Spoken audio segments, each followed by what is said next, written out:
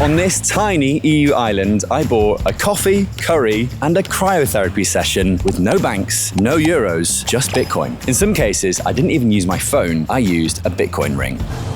Nice. This is the best place on the planet to take a Bitcoin holiday this summer. And no, it's not El Salvador. When we think Bitcoin-friendly countries, we probably think of El Salvador with Nayib Bukele, the laser-eyed president.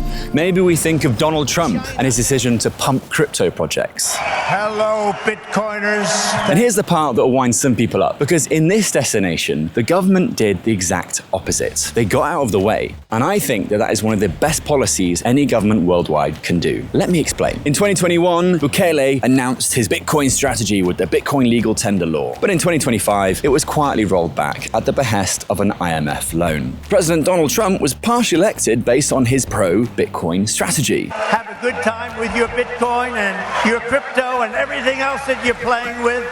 And look where that got us. Coming up, the mushroom theory that explains why Bitcoin succeeds. 2 ways to get cash from your Bitcoin, and the SEC has landed on this island. But relax, it's not the one you're thinking of.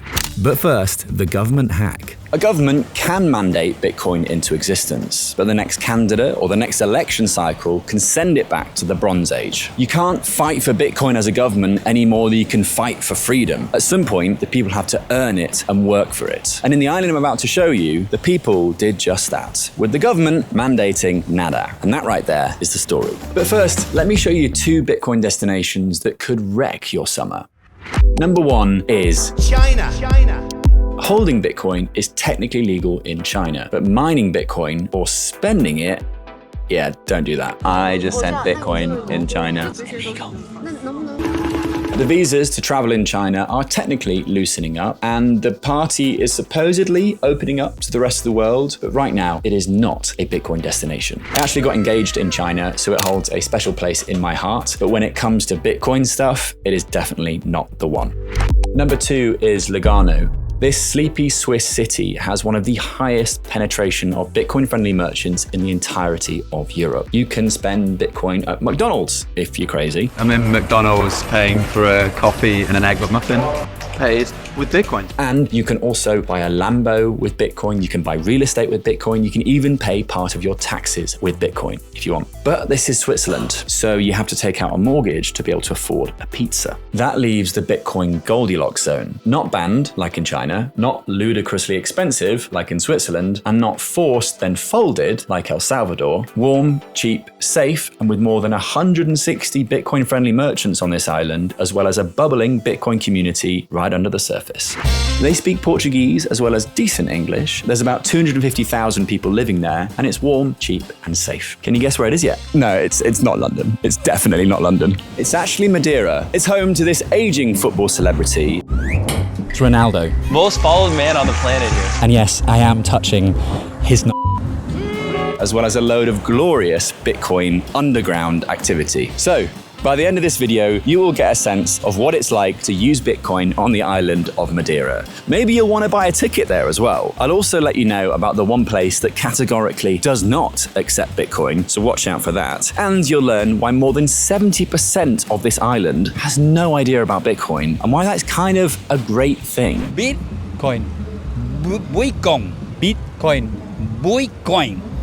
I've been there 9 times in the past 4 years, so I know a thing or two about this island. And yes, eagle-eyed viewers will recognize that this is not Madeira. It is very close and I can almost see it, but no, this is not Madeira, sorry. I tried to get out there this summer and my plans got a bit mangled. So this is my ode to Madeira in a video today. But first, a quick word about mushrooms. Now, for my first job out of uni, I sold ski chalets in the French Alps. And the manager of this company pioneered what he called mushroom management. You leave people in the corner, in the dark, then you throw crap at them and you wait to see if they grow. Yeah, mushroom management. I lasted 2.5 years at this company until I realized that I wasn't a very fun guy anymore. Sorry. But that miserable little system is kind of how Bitcoin works. Because every 4 years, the Bitcoin price craters. Bitcoin is subjected to the corner of the room, to the darkness, and the mainstream and the press, they throw crap at Bitcoin, and somehow, miraculously, it still grows. And the people that seeded their wealth over that period, a few years later, they go on the mushroom trip of their lives. That's mushroom management, and it's Bitcoin's favorite kind of management style. And Madeira is the perfect dark little corner to grow in. By the way, just quickly, more than 80% of you watch my content without subscribing. Please do join the other 20% of people who do subscribe by clicking subscribe right now. Thank you. Back to the video.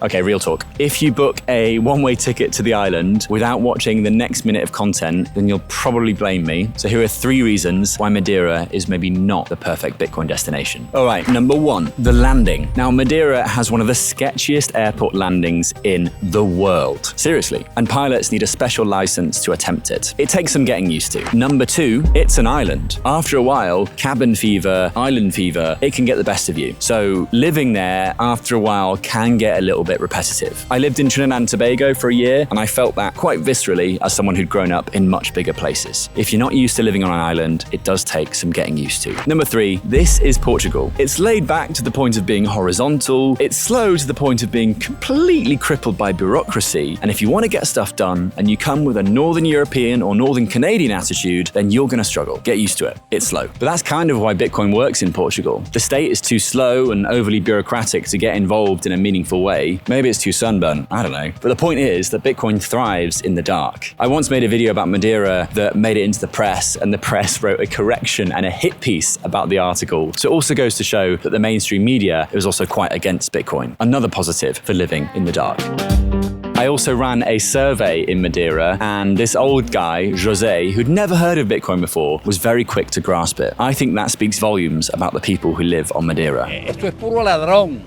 They're thieves. Been a Bitcoiner his whole life, just nobody told him. There's even this summit every 4 years called Bitcoin Atlantis. 2 years ago, it attracted more than 2,000 people, as well as Michael Saylor and Jack Dorsey, showing the interest in this Bitcoin-friendly island. As for the man at the top, the president, he's actually quite a nice guy, and he said some nice things about Bitcoin, then he followed through on none of them. Classic politician. Well, he did say some nice things about Bitcoin a few years ago. I actually met him while on the island in 2023, and then nothing has really come of it, which is again kind of the point. You want these politicians to get out of the way, to let Bitcoin do its grassroots activity from the bottom up, in the background, in the darkness. We don't want some political mandate from some idiotic politician. No offense to the president of Madeira.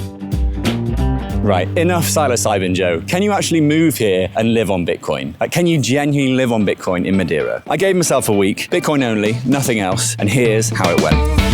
After that sketchy landing, I jumped into a Bitcoin-friendly taxi. Now, I'd already pre-arranged this through the Free Madeira Telegram group. There's loads of Bitcoin-friendly people in this group, and it's a really easy way of hitting the ground running, so you can immediately start using Bitcoin when you're in Madeira. Then I tried to put the island to the sword. I ran 5 kilometers from the southern coast to the southern western coast, and I asked every merchant I saw, do you take Bitcoin? Don't trust, verify. And have you been accepting Bitcoin for a while? Yeah, we used to have it, but it wasn't working that well. And just about a week ago, we started using again, and it's working. Lots of people paying in Bitcoin, or You're actually the first person. Oh, great. Okay, cool. A lot of these merchants took Bitcoin with no fuss whatsoever. And that's the part that I love. There's no fiddling around for point of sale device or calling the manager to accept Bitcoin. A lot of these guys have it integrated seamlessly. Now, the easiest way to find merchants in Madeira is on BTC Map. You open up the app, takes your location, you type in coffee or curry or cryotherapy, and you find your nearest curry, cryotherapy, coffee chamber. Either way, BTC Map is an excellent tool. It's kind of like a treasure map for the orange pilled. Download BTC Map today. There are now more than 160 merchants on the island of Madeira, and just 5 years ago, there were 2. Meanwhile, nearby on the neighboring island called Porto Santo, there are 0 merchants. So, if you fancy orange pilling an entire island, then there's a vacancy. Remember there is one place that doesn't accept Bitcoin? Yeah, it's parking. Fortunately, I have a solution with that uses Bitcoin as well. Parking, schmarking, hey? So there's this Polish Polish app called BitBlick, and the clever guys in Portugal have forked this app, and they've created a Portuguese or Madeiran-friendly version called BITWay. Basically, you can swap Bitcoin for cash at any of the ATMs across the country, and there are obviously thousands of ATMs across Portugal. Equally, if you want to buy Bitcoin, you can do it with cash in a no KYC or very low KYC way using the BitWay app. Right now, we're going to sell some Bitcoin for cash. So I've already been connected with someone. All I have to do now is send the Bitcoin to the escrow, and then they give me the code, and I type that code in the ATM, and I withdraw the cash. It's very clever, very cool. It feels like you are robbing a bank. So we're going to head there now.